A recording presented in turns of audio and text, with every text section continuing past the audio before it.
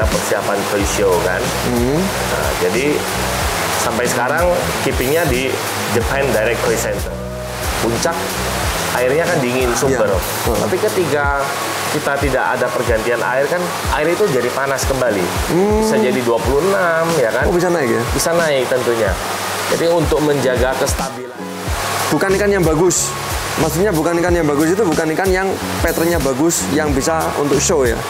Jadi ikan-ikan yang mungkin sudah nggak layak untuk show itu bisa kita beli dan kita jadikan indukan. Di sini yang awam jadi paham, semua bisa main koi.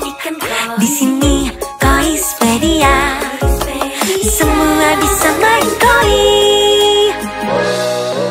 Apa kabar sahabat Koispedia yang awam menjadi paham? Ketemu lagi dengan kita di sini masih di Bogor dan saya bersama Om Junjun dari Majestic Koi Farm ya. Yes, Majestic Koi Farm. Majestic Koi Farm. Nah ini kemarin kan, oh iya selamat dulu.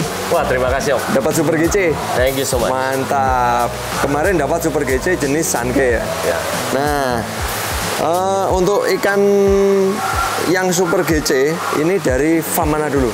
Ini saya dapat dari Sakaiko. Dari Sakai. Sakai. Sakai. Itu dari kapan atau tahun berapa ikan saya itu? keeping ikan ini sudah dari tahun 2021. 2021 baru dapat ikannya itu. Ya. Dititipin di Sakai dulu atau langsung masuk ke Indonesia? Saya keeping di Sakai. Keeping di Sakai saya masuk ke Indo itu pas waktu mau ada Koi Show All Indo. Koi Show All Indo, Ya. Jogja. Jogja ya. Oke, tahun kemarin. Saat itu saya decide saya pulangkan ikan ini. Berarti Wah. di Sakai berapa bulan? Di Sakai ya. Di Sakai itu ya 3 tahunan ya. Oh tahunan, dari kecil berarti? Iya. Dari Tosa ya? Dari size dia 60-an senti. 60 cm, beli dari Sakai 60 cm. Pulang ke sini udah 86 cm. Wih, Pulang ke sini. mantap. Berarti Olindo kemarin 86. 86. Nah itu di Olindo dapat apa ini? Olindo dapatnya RGC. RGC di Olindo. Ya, Kemudian berapa kali show ikannya? 3 kali. Jadi habis itu kita prepare lagi masuk di IJKS. Ya. IJKS di situ dapat GCA. GCA, wah naik ya? Naik. RGC, GCA. Yo. Hari ini Kemudian di Kois, Hah? di Kois Festival kita dapat Super GC-nya. Super GC. Nah, selama di Indonesia dari 2021 ya, itu keepingnya di mana ikannya? Ikan ini kan baru pulang tahun 2023. Oh, 2023. Oke, 2023. Pulang, kita persiapan Koi Show kan. Nah, jadi sampai sekarang keepingnya di Japan Direct Koi Center. Oh, di Ompit, Ya, di di JDKC ya. Ompit. Kenapa kok nggak di keeping sendiri di sini? Oh, di sini kan tempat sini daerah transit. Tempat sini saya untuk keeping Koi Show hanya ada 1 kolam. Oh gitu. Nah, dan sini kolam saya ada 21 itu semua untuk transit. Untuk transit. Untuk transit saja. Untuk Pengiriman. ikan masuk di sini grading ikan ada yang diambil reseller, ada yang penghobi ambil, ada yang penghobi ambil after that mau diajukari. Yang diajukari ya kita kirim ke fasilitas terbaik kita yang ada di Batam. Oh di Batam. Kalau Azukari berarti dari sini dikirim ke Batam? Iya. Oh gitu. Dan itu gak dipungut biaya sama customer untuk pengiriman. Itu saya subsidi. Wah mantap dong. Wah ini kapan kita ke Batam nih? Iya. Mesti main-main ke sana. Penasaran ini. Iya. Nah, terus untuk kembali ke ikan lagi yang Super GC nih, untuk cara mempertahankan warna atau kualitas ikan. Ikan kalau gede kan susah ya. Kalau menurut saya sih susah. Kalau ikan udah gede itu susah, apalagi udah 80 up. Terakhir berapa kemarin? 88. 88. Nah, itu gimana cara mempertahankan warna supaya tetap skin quality-nya terjaga itu gimana? Nah itu sih jujur bilang memang keeping skillnya JDKC memang sangat luar biasa. Ya, kita bisa lihat pada saat datang ikannya juga kondisi tidak terlalu bagus pada saat itu. Makanya di saat saya fight di All Indo, saya masih dapat RGC. Di sini kan ikannya dipoles, diimprove, makanya dari RGC naik di IJKS itu kita menangkan GCA. GCA ya. Lalu di koi sini kita bisa menangkan Super GC. Di atasnya GCA ya. Ya tentunya kan kualitasnya tuh memang improve ya. Itu bukan hanya dari segi pakan, tapi memang special treatment. Dia ada siapkan satu kolam khusus untuk ikan itu. Dan kolam itu hanya terisi beberapa ekor saja untuk temenin biar ikan, karena koi itu kan butuh temen. Iya. Nggak bisa dikiping sendiri gitu. Kalau sendiri itu dia stres malahan. Dia butuh temen. Nah, sehingga di situ diberikan pakan terbaik. Dengan perawatan yang terbaik juga. Benar. Sama kondisi air yang memang stabil. Biarpun di situ dingin ya tetap dipasangkan chiller. Biar dia tuh parameter air tuh tidak berubah. Oh gitu. Ya, misalnya dia di 23 ya dia akan di 23. Tetap ya. Jadi walaupun kena panas pun airnya tetap. Kalau di daerah kita sini kan puncak airnya kan dingin sumber. Tapi ketika kita tidak ada pergantian air kan air itu jadi panas kembali. Bisa jadi 26 ya kan? Oh bisa naik ya? Bisa naik tentunya. Jadi untuk menjaga kestabilannya itu kita menggunakan chiller. Dengan temperatur berapa?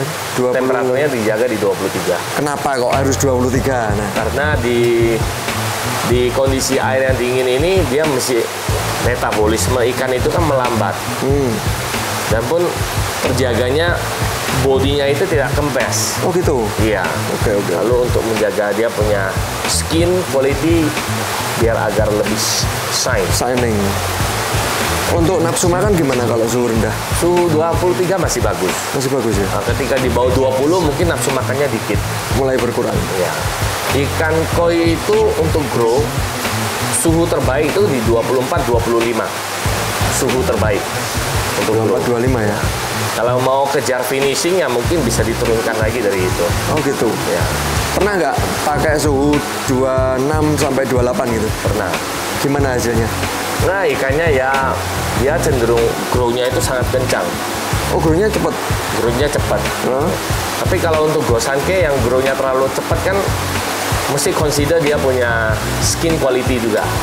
Apakah ketika dia grow terlalu cepat warnanya ketarik atau tidak? Itu perlu diperhatikan. Oh gitu. Ya, sebenarnya untuk gosanke ya itu agak sulit ya. Kalau kawari ya masih oke lah. Nggak peduli ya. Tanpa warna deh. Grow ya. Nah, gitu. Oke. Terus untuk ikan yang sanke ini mau turun lagi nggak? Nah, ini masih saya consider. Ini karena terlalu banyak teman-teman yang meminta agar ikan ini dijadikan indukan. Oh gitu. Memang ini kan akan dijadikan indukan Majestic Koi Farm. Nggak dijual berarti ya? Nggak dijual. Nggak dijual. Ya, nggak dijual. Dan nggak turun lagi? Turun lagi nggak? Nah, itu pertanyaannya agak sulit. Mungkin tidak. Mungkin tidak turun lagi. Mungkin tidak turun show lagi. Karena dia sudah mencapai titik tertinggi. Oh gitu. Ya, dan ketika ikan ini sudah mencapai titik tertinggi, menurut saya cukup, ya kan? Iya. Kalau memang sayang sama ikannya, ya cukup kita nikmatin. Oke. Tapi kalau memang kalau ada perlu ya mungkin ya kita bisa turun lagi. Tapi ya kita lihat kondisi. Nah, saya lagi persiapan rumah yang baik dan bagus, mewah untuk dia, untuk di Batam. Dan itu bulan depan sudah ready. Ya. Jadi ikannya dikirim ke Batam bulan depan? Akan dikirim ke Batam. Oke. Itu male atau female? Female. Wah, mantap ya. Berarti tinggal cari pejantannya yang bagus itu. Pejantannya udah tunggu di rumah. Udah ada. Wah. Kalau untuk breeding, nah ini kan breeding juga nih di Batam. Di Batam ya breedingnya? Di Batam sama Tanjung Pinang, saya 2 tempat. Oh 2 tempat? Ya. Batam sama Tanjung Pinang, wah nggak main-main. Ya. Sekarang hasil breedingan udah ada berapa ekor? Hasil breedingan ya, yang sekarang saya keeping mungkin yang masih saya simpan ada 5.000-an ekor. 5.000-an, itu yang grade bagus semua. Belum sempat saya pulang nih, dari kemarin nggak pulang-pulang mulu. Mesti pulang sortir dulu. Jadi kalau nggak pulang ya kan feeding terus. Nah itu yang kalau sortir kan ada ABC ini. Yang C-nya kemana? Dijual Nah, juga. itu C-nya ada kalau di Indonesia pasarnya kan ada yang pingin baru belajar belinya yang murah gitu. Tapi biasanya C-nya itu saya kasih gratis. Oh gitu, untuk Kasih gratis, Untuk yang ya paling bayar pengen. ongkir. Tapi C-nya itu selalu dikeluarkan di saat ukurannya 5 Kecil. cm, Ya, kecil 6 kan, ya. cm pada saat kecil. seleksi pertama. Iya, seleksi kedua ketiga. Kedua ketiga. Kalau pertama sih udah out semua. Oke. Seleksi kedua ketiga ya ikannya ada saya kirim-kirim ke teman-teman yang pengen belajar. Jadi Siap. biasanya mereka ya kadang iseng masukin, coba belajar dulu keeping ya kan. Nah, iya. Kadang orang yang pengen belajar suruh beli mahal-mahal dulu kan kasihan. Tahu-tahu betul. ikannya nggak berhasil. Nah. itu. Kalau pas saya kesini kapan hari kan sempat lihat breedingan dari Majetik sendiri. Hasilnya yang sudah 40 cm ya, yang di atas. Di atas. Oh. Itu kalau dijejerin sama ikan impor kan mirip ya. Ya, Body dan segala macamnya udah mirip nih. Bahkan saya nggak bisa bedakan import atau Indonesia kan nggak bisa bedakan. Nah, ini masukan untuk teman-teman breeder yang ada di Indonesia yang udah lama-lama. Ini gimana nih supaya ikan-ikan Indonesia ini bisa menyerupai paling nggak ya bisalah bersaing di ukuran gede gitu. Jadi pertama ya genetik ya. Kalau kita breeding menggunakan genetik yang bagus itu hasil breeding belum tentu pun dapat yang bagus. Belum tentu. Iya. Jadi untuk mendapatkan hasil breedingnya bagus itu paling persentasenya sangat kecil sekali. Bahkan tidak sampai 1%. Oh iya, Untuk mendapatkan yang bagus yang sekali. bagus ya. Ya. Kalau yang grade B, grade C itu ya berantakan lah banyak, ya Nah, kan? bagusnya dari segi apa nih? Segi Bagusnya- pola atau body? Ya kalau kita bicaranya Gosanke toh, Gosanke kan kita agak sulit ya dapatnya. Itu pertama kalau dari kecil yang kita pilih itu tentunya pola. Pola ya. Biasanya khususnya Gosanke pola yang bagus, dia jarang mau jumbo. Jarang. Oh gitu. Jarang dia bisa saat kecil tuh udah nampak. Jadi itu harus rajin sortir. Harus rajin sekali. Jadi dan tidak boleh bilang wah sayang ini ya coba dulu ya. Jangan ya. Kalau harus tegas ya. Oh ya, harus Sortir itu harus tega tegas, gitu ya. ya. Harus mentolo kita. Ya kalau memang potensi simpan, kalau enggak ya tentunya harus keluar. Harus keluar. Walaupun itu polanya bagus. Dia kalau pola bagus berarti bagus dong. Oh, pola bagus. Ya yang kita cari kan polanya dulu. Oh ya. Ikan pada saat umur sebulan kan dia tidak bisa dibilang wah karena ini gak bagus nih kecil. Dia gak bagus banyak faktor. Karena size itu gak banyak faktor. Dia bisa karena populasi yang terlalu ramai di dalam kolam sehingga dia tidak dapat makanan atau gizi yang cukup. Oke. Nah itu kunci pertamanya. Populasi. Kalau misalnya ikan ini disortir, otomatis kan populasi berkurang. Nah itu bisa mendukung sehingga ikan yang tadinya gak bisa grow itu jadi grow-nya bagus. Oke. Gitu ya. Ya itu sangat penting. Kalau menurut saya penyortiran ini sangat penting. Ya, jadi kita lihat lebih ke kondisi anatomi dulu. Ya. Iya. Anatomi sama pattern. Pattern. Dua-duanya. Jadi Kalau- pattern dulu. Kemudian kita lihat perkembangan ikan ini bisa gede nggak? Benar, kalau patternnya bagus tentunya kita keep. Cuma nanti kalau pada saat umur udah sebulan 2 bulan kan otomatis nanti itu size-nya ada sedikit berbeda pasti. Ya, kelihatan. Nah, nanti itu dipisahkan tuh, dipisahkan. Kadang size-nya. ada pola yang ini kemungkinan nanti bisa pecah gitu kan. Benar. Nah, itu diambil dulu. Ya, tentunya nanti seiring ikan ini grow kan kita lihat kebutuhan ikan tersebut. Ini perlunya apa? Perlunya di grow ya kita protein ke ikannya kita banyakin. Kalau perlunya di color ya untuk color foodnya kita banyakin. Oh, gitu. Ya, Jadi mungkin bisa disendirikan lagi ya. ya mesti dipisah dari Harus beberapa. dipisah. Dari satu breeding kan nanti akan ada yang size-nya berbeda. Itu harus dipisah. Harus dipisah. Oke, nah itulah fungsinya pakan. Kenapa tidak ada pakan yang multi? Bahkan hampir tidak ada ya pakan yang multi ya. Karena kebutuhan ikan walaupun sama jenisnya itu beda-beda. Ada yang minta di grow, ada yang ini harus full colornya gitu kan. Jadi pakan itu hampir tidak ada yang multi untuk ikan, untuk beberapa jenis ikan beda-beda. Bahkan ikan yang sama pun pakannya juga beda-beda gitu. Nah, kalau misal ada petani koi yang di Indonesia ini pengen memperbaiki keturunan ikannya, kalau ngambil ikan misal dari Majetik itu bisa? Bisa. Kalau petani biasanya kan nggak cari yang harga tinggi, cari yang harga rendah. Iya, iya. Kira-kira ada nggak gitu? Banyak. Banyak ya? Banyak sekali. Dari teman-teman sekeliling teman-teman saya yang penghobi, ya kadang kan ikan betina suka kalau ada telur itu kan perutnya kurang simetris. Oh ada, iya ada yang gini. Yang seperti itu kan sebenarnya ya bisa dibawa breeding. Masih bisa dipakai itu? Bisa. Anakannya nggak cacat gitu? Enggak. Aman ya? Cacat itu tidak diturunkan, maksudnya tidak ada penurunan gitu. Keturunannya cacat tuh nggak ada. Oke. Itu kenapa kok bisa? Ya posisi telurnya aja nih. Oh, masalahnya telurnya di sini nggak pas. Ya, itu memang kadang juga ada yang jendolnya tuh di agak depan. Ya agak miring gitu.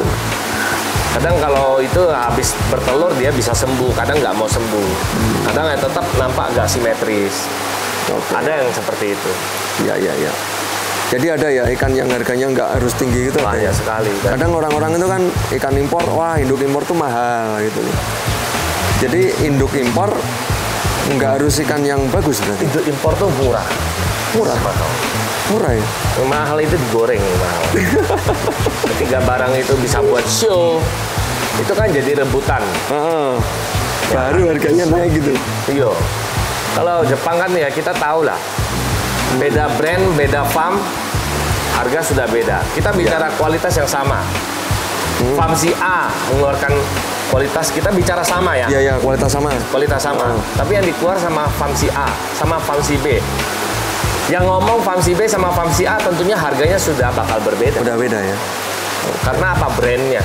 Iya. Brandnya. Ya kan? Jadi karena gorengan tadi ya. Ya pasti, karena kan rebutan. Iya. Ketika dia bisa masuk ke ajang Koisho di Jepang aja, ikan itu sudah pasti mahal. Oke. Tapi ketika nggak bisa, tentu ada murahnya. Kita tidak perlu hunting sampai ke Jepang kalau mau cari indukan. Nah, itu kita nggak harus ke Jepang. Di Indonesia banyak sekali itu mempunyai para hobiis ya, mempunyai ikan yang udah jumbo, yang mungkin dia sudah bosen ya, itu tentunya juga bisa dijadikan indukan. Oh iya, bisa sekali. Untuk petani koi yang ada di Indonesia, kalau pengen memperbaiki keturunan ikan kita, jadi kita cari bloodline ikan Jepang, kemudian kita cari kualitas body atau apa ya, kualitas lah intinya, kualitas yang bagus. Bisa cari ikan-ikan impor yang sudah ada di Indonesia. Bukan ikan yang bagus, maksudnya bukan ikan yang bagus itu bukan ikan yang patternnya bagus, yang bisa untuk show ya. Jadi ikan-ikan yang mungkin sudah nggak layak untuk show, itu bisa kita beli dan kita jadikan indukan supaya ikan-ikan Indonesia ini perkembangannya juga lebih bagus lagi gitu. Oke, nah dari sini ada masukan lagi untuk breeder Indonesia nih.